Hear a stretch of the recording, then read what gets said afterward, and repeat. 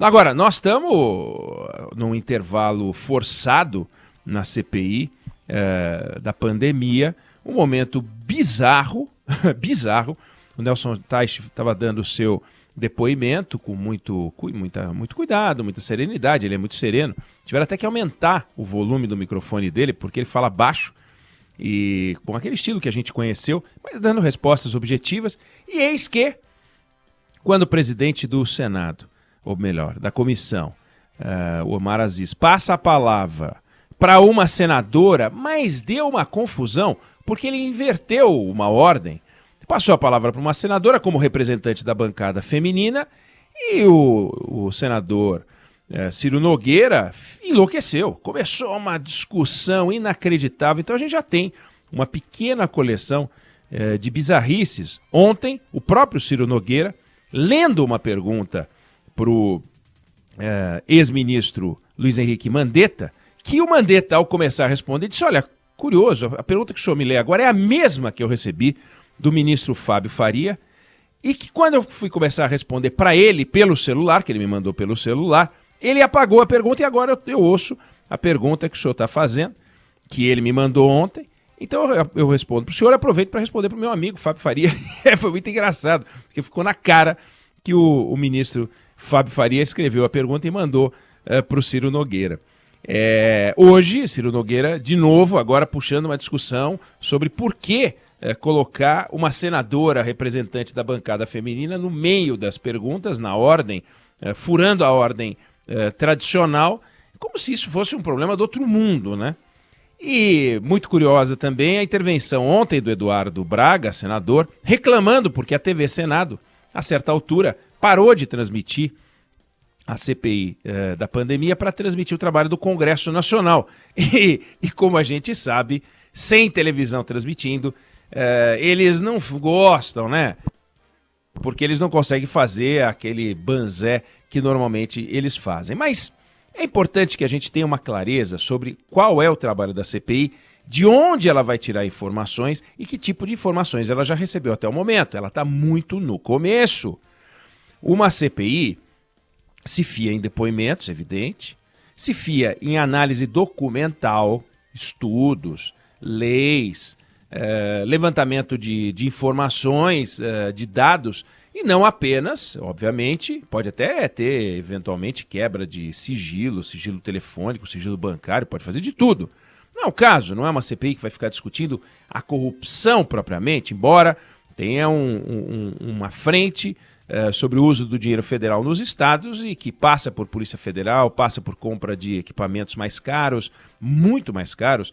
Ontem um dado assombroso, né, trazido por um dos senadores, que enquanto o Mandetta havia comprado respiradores a R$13 mil, teve estados que compraram respirador a mais de R$200 mil.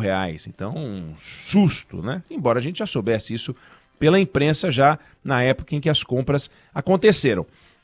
Mas o que fica até o momento do depoimento de ontem do Mandetta e de hoje do Nelson Teich é que não tem um submundo no Palácio do Planalto que fica propondo que o governo faça uma coisa sorrateira.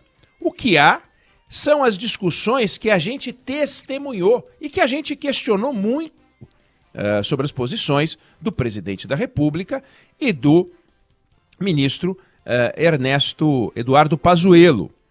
Ontem, o Mandetta deixou claro que havia um sistema de aconselhamento paralelo, mas que não eram pessoas que davam ordens sobre as ordens dele. Eram pessoas que o importunavam de certa maneira e que trabalhavam contra ele. Mas ele teve autonomia no Ministério, ele não era desautorizado no Ministério. O Nelson Teich, que há pouco, que até agora há pouco, né, tinha respondido a perguntas de dois integrantes da CPI, deixou claro, não houve nenhuma decisão do Ministério da Saúde tomada à revelia dele. O que houve foi uma agenda do governo querendo colocar cloroquina, especificamente no caso da cloroquina, e um discurso que deixava claro que ele, Nelson Teich, não mandava muita coisa. E ele diz, o fato gerador da minha demissão foi que no dia anterior o presidente fez uma fala repetida depois na live à noite, em que ele dizia que iria usar cloroquina. Ele disse, como que vai usar cloroquina se eu sou ministro da Saúde? Eu vou embora, não dá mais. Não é a minha praia. E ele deixou bem clara essa diferença. Foi ele que conviveu com Eduardo Pazuello como um secretário-geral do Ministério. Sugestão feita pelo presidente da República. Mas a CPI está muito no começo. Ficou claro já, até o momento, o papel de alguns personagens que vão ter que ser analisados e investigados. Por exemplo, o Ernesto Araújo. Ontem o Mandetta disse que era muito difícil fazer um trabalho, por exemplo, de aproximação com a China, porque havia uma resistência muito grande, a começar do chanceler Ernesto Araújo, que atrapalhou. E isso era importante ter uma proximidade com a China. Foi de lá que partiu, né, o coronavírus, foi lá que começou. E ficava claro que havia um discurso contra a China que atrapalhava. O Mandetta, como ele foi ministro até o mês de abril, foi quando entrou o Teich, ele não pegou nenhuma discussão sobre vacina. O Teich, que começou no dia 17 de abril, ficou até o dia 15 de maio, 28, 29 dias, ele começou uma discussão sobre parceria de estudos com vacina, AstraZeneca especificamente. Ele chegou a falar com a Moderna, chegou a falar com a Janssen, mas não avançou muito. De forma que o Pazuello é o personagem central de todos os episódios que estão sendo questionados. A decisão de não aceitar Pfizer não passa pelo Nelson Teich, não passa pelo Mandetta, passa pelo Eduardo Pazuello. E o Eduardo Pazuello alegou ontem que ele tinha tido contato com pessoas que tinham tido Covid, curiosamente o mesmo o mesmo Eduardo Pazuello que passeou no shopping sem máscara e que, portanto, teria que adiar. Como foi adiado? Vai ser presencial daqui a 14 dias, só então a gente vai poder ver o que ele tem a explicar na relação com a vacina, o aumento de produção de cloroquina que aconteceu, mudança de protocolo no Ministério da Saúde, uma série de decisões. E essas decisões devem estar relacionadas, as que interessam para a CPI, com ações e omissões que pioraram o quadro da pandemia no Brasil. Se são ações e omissões, ou são movimentos do Ministério e que eram resultado de uma opção qualquer, casar ou não casar com o aumento de Covid é fundamental. O relator Renan Calheiros perguntou há pouco para o Nelson Teich se as declarações do presidente, uma delas era o Idaí referindo-se ao número de mortes, ou não sou o coveiro também para falar sobre as mortes na pandemia, de que forma isso pode ter aumentado o número de casos? Uma pergunta realmente que não faz muito sentido, né? Como é que alguém vai dizer, não, realmente, ao dizer Idaí, e empregar 4 letras mais uma interrogação, isso aumentou em 15% o número de mortes da Covid. Não tem sentido. Nelson Teich, muito sensato, disse, olha, é absurdo, é impossível para mim, ele falou absurdo porque ele é muito educado, projetar a partir de palavras quanto de morte a mais isso pode ter provocado. Então, para quem esperava ontem que o Mandetta fosse trazer documentos e mais documentos mostrando ações do presidente que contribuíram para a explosão de casos de Covid-19, muita gente falou, não foi lá essas coisas, e tentaram tirar aqui e ali algumas medidas e jogando uma luz, na minha visão, um pouco exagerada, como, por exemplo, ele disse que numa reunião que ele esteve no Ministério, na Presidência da República, havia um decreto, aliás, um texto de decreto, num papel não timbrado, portanto não era para ser assinado, com uma proposta para mudança de bula da cloroquina.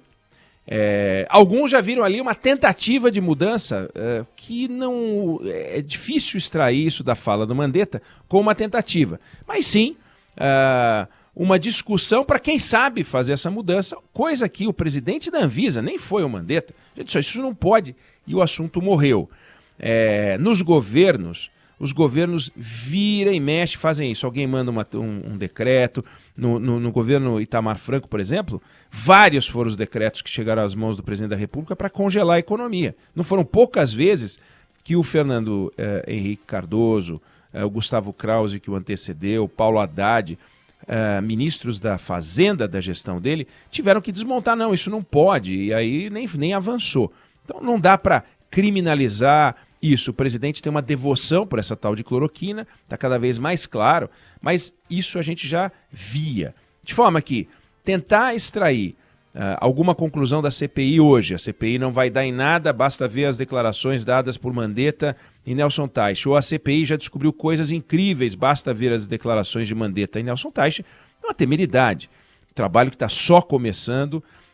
Ontem o Mandetta deixou claro, e hoje o Teich também, que não havia uma interferência, havia uma dissonância, uma discordância, um descasamento absoluto de agendas, um falando uma coisa, o ministro Mandetta, ministro Teich, e na outra ponta o presidente falando o seu oposto.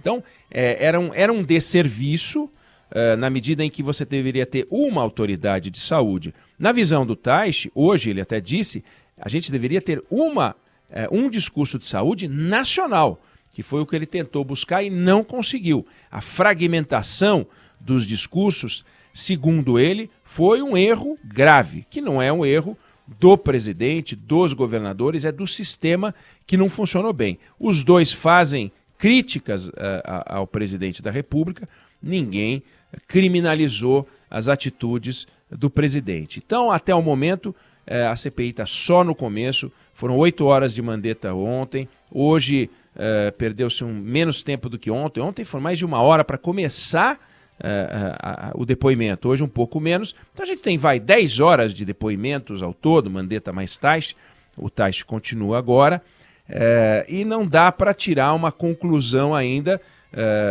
precoce, né? Seria afirmar que a CPI já descobriu coisas incríveis ou que a CPI não descobriu nada. Eles estão só tateando, estão começando, a gente tem que acompanhar com muito cuidado, vê-se claramente uma tentativa daqueles poucos integrantes do governo em tentar jogar a bomba ou para o ministro da Saúde ou para os governadores e os senadores de oposição, sempre colocando o presidente, e não o governo ou o ministério, é o presidente.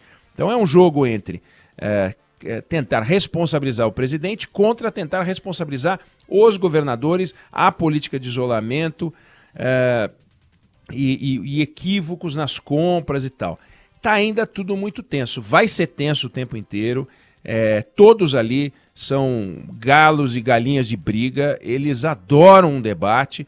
Esses debates não levam a coisa alguma, a canto algum, lá na hora sai em tudo que é lugar, a gente acompanha aqui, vê na televisão, ouve na rádio, reproduz no jornal, nos sites, nas redes sociais, mas o que interessa, e eu faço questão de insistir, Pablo, Débora, ouvinte querido, ouvinte querida, é o relatório final da CPI. Se não sair um relatório da CPI com medidas práticas para evitar novos nós como esse que a gente encontrou no serviço de saúde para enfrentar uma pandemia, ou até a responsabilização individual das pessoas por erros ou crimes cometidos, essa CPI deu em nada, como outras tantas CPIs. Boa parte das CPIs, beirando os 50% delas, sequer fez relatório. Então, serviu como campanha antecipada, serviu para que cada um possa fazer sua parte, terá servido, né? Os representantes do governo, os senadores do governo, para depois poder cobrar a fatura pela defesa que fizeram do governo, os senadores de oposição tentando minar o governo e todos eles individualmente tentando ocupar um espaço para baratear a sua campanha no ano que vem, né? Claro, aqueles senadores, no caso, que vão à reeleição ano que vem e não aqueles que já são senadores de 8 anos. Mas alguns vão querer ser candidatos ao governo, a governo do Estado. Então, a gente tem ali uma agenda política e também uma agenda eleitoral. A nossa sabedoria, o nosso cuidado aqui sempre vai ser separar o joio do trigo, rir com o joio, óbvio, mas ficar de olho no trigo, que é aquilo que interessa.